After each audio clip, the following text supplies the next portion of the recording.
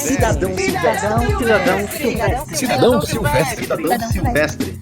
Boa noite. Vocês podem explicar por que a Bruna Morato está com a razão em depor na CPI em nome de seus clientes anônimos? Bom, vamos lá. Primeiro, a gente tem que entender que advogado e advogadas, eu sou um advogado. O que eu tenho? Eu tenho um chamado munus público. O que é o munus público?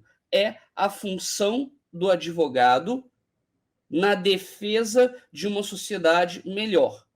A Constituição, ela declara que o advogado ele é indispensável para se conseguir a justiça. Então, essa indispensabilidade do advogado para contribuir com a justiça, né, para desenvolver a justiça no país, é justamente pela defesa dos interesses daqueles que estão sofrendo algum tipo de ataque, algum tipo de abuso, por exemplo. Então, o que acontece? Vamos imaginar, porque é aquela questão, eu não vi o depoimento da advogada, eu apenas vi trechos. Então, eu tenho que ser honesto e sincero com vocês. Eu vi em um momento em que ela foi indagada por um senador bolsonarista por que ela estaria ali. E ela disse que estava ali com o direito das prerrogativas.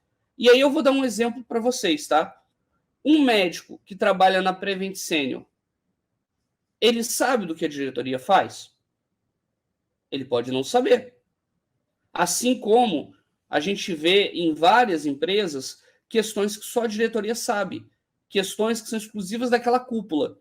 E quem trabalha para baixo não sabe o que está acontecendo. O médico na Prevent Senior, ele é o trabalhador.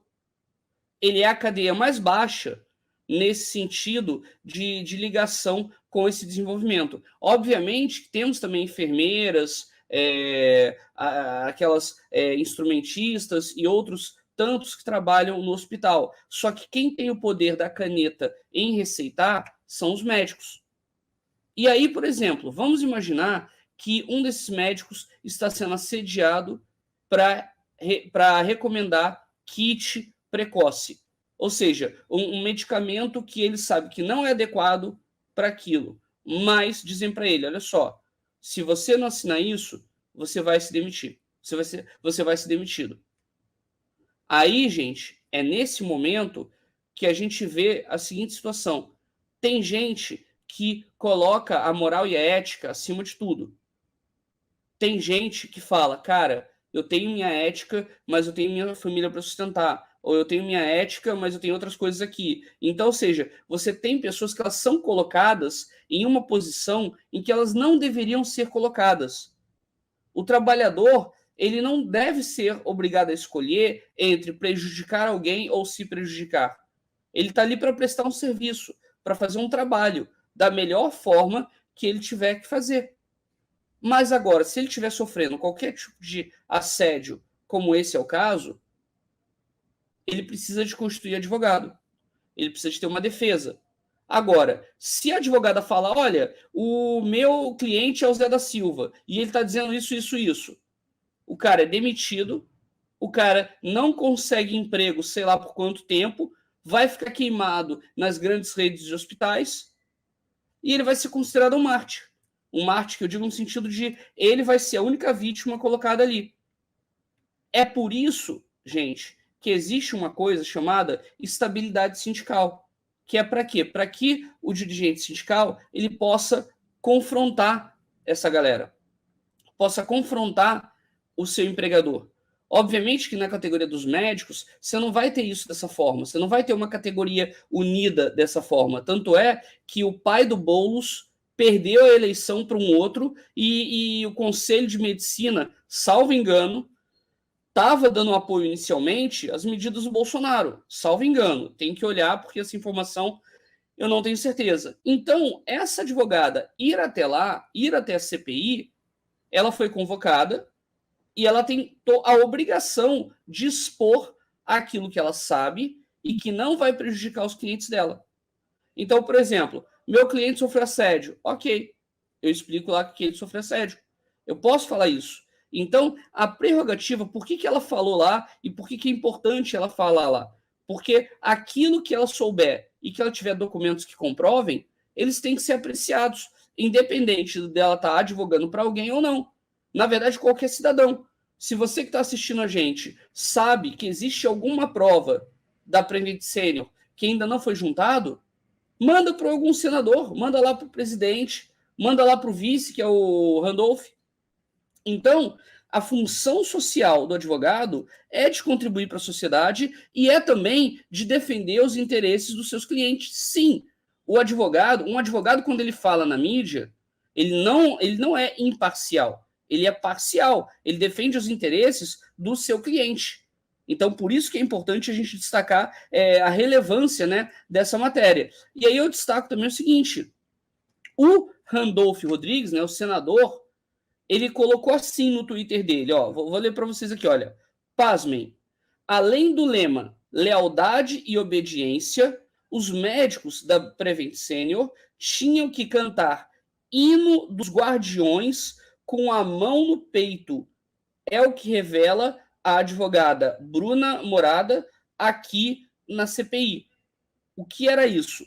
E aí coloca lá o alerta que era colocado na Prevent Senior sobre isso. Isso, na verdade, entra naquele reforço e naquela análise, né, de que a Prevent Senior trabalhava da mesma forma que essas igrejas neopentecostais da teologia da prosperidade, que é o quê? Esse interesse em fazer com que as pessoas vivam aquilo por uma fé incontestável, e qualquer um que não concorde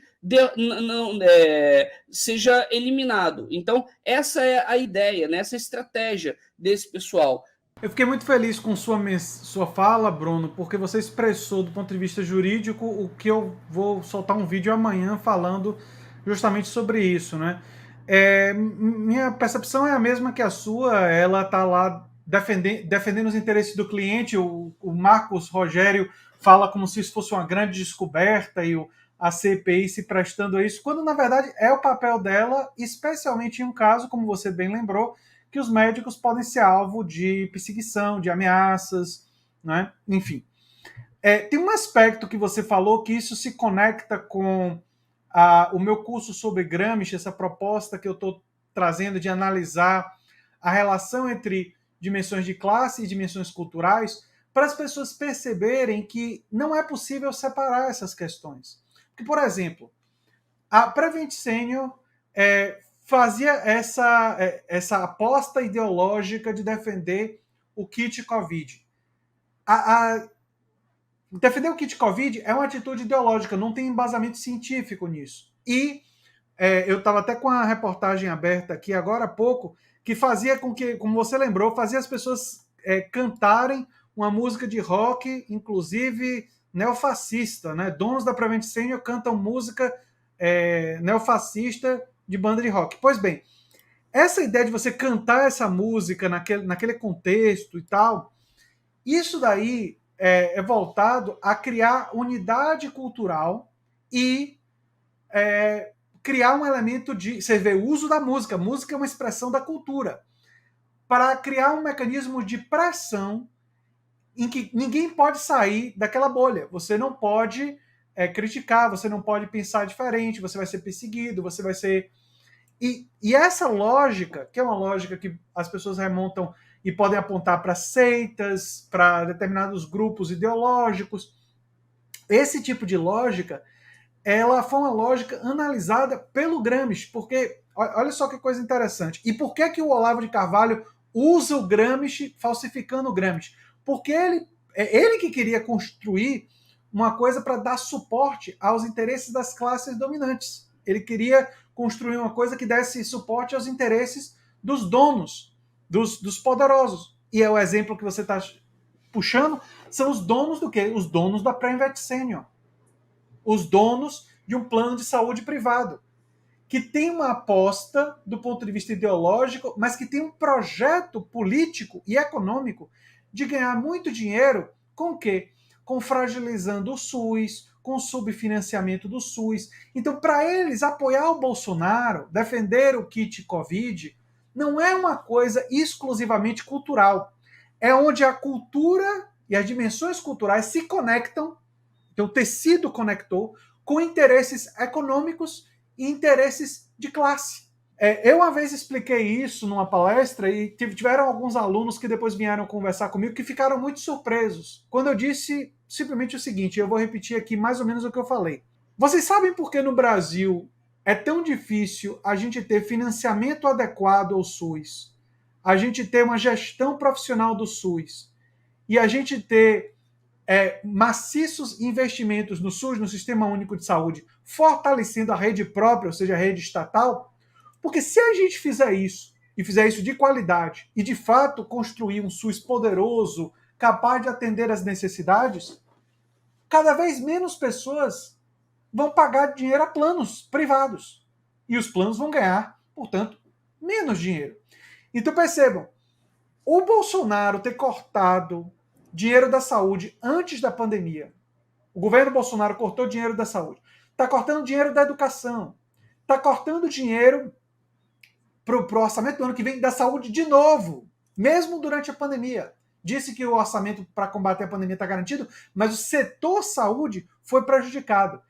Isso daí, e eu vou aprofundar isso amanhã na minha palestra sobre negacionismo na UNB, né? Isso daí ele é valorizado, ele é garantido do ponto de vista, digamos assim, cultural, por um discurso de que ele representa os valores cristãos, ele representa os valores de família. Podem parecer coisas desconectadas, mas é exatamente o fato das pessoas acreditarem que Bolsonaro representa seus próprios valores que elas são capazes de defender ele quando ele faz esse tipo de coisa. Porque quando você acredita que Bolsonaro é um símbolo, e o fato deles usarem a expressão mito para o Bolsonaro é muito ilustrativa. A eles acreditarem que Bolsonaro é um símbolo dos seus próprios valores, isso faz com que eles defendam Bolsonaro independentemente do que ele faça. Porque eles têm uma visão, esses 20 a 25% que continuam apoiando Bolsonaro, boa parte deles, tem uma visão transcendental da luta que está acontecendo hoje no Brasil. Ou seja, eles olham, e aí eu pediria para as pessoas para tentarem se colocar no lugar deles, que é muito difícil, eu sei, mas eles olham para o STF, eles olham para os governadores, eles olham para cientistas, especialistas. Esse pessoal representa o mal. E, inclusive, se vocês forem olhar nos comentários do meu vídeo, O Segredo do Bolsonarismo, se vocês forem olhar no meu outro vídeo, Entenda por que a direita tem medo dele, no meu canal, esses dois vídeos, vocês vão ver muitos comentários falando em Satanás, Mefistófeles, caracterizando qualquer, não é nem só a esquerda, caracterizando qualquer pessoa que defenda o conhecimento científico como o mal. E eles, nessa analogia, eles são o bem, pessoas de bem, homens de bem, gente de bem. E aí o que é que acontece? Bolsonaro, na cabeça deles, representa os próprios valores dele. É como se eles estivessem defendendo, quando eles defendem o Bolsonaro, eles não estão defendendo, na cabeça deles, o homem Bolsonaro. Eles não estão defendendo a pessoa física Bolsonaro. Não, não. Eles estão defendendo a visão que eles têm dos próprios valores que eles consideram caros para ele. É como se eu olhasse para você, Bruno, e passasse a não ver mais Bruno, e Bruno fosse uma espécie de símbolo de uma palavra que para mim significa muita coisa, como ética. Entendeu? E aí o Bruno faz uma coisa, certa ou errada, e eu deixo de analisar essa coisa criticamente, porque Bruno não é Bruno. Bruno é minha ética. Então eu preciso defender o que Bruno fez, porque se eu parar de defender, eu estou destruindo a minha própria ética.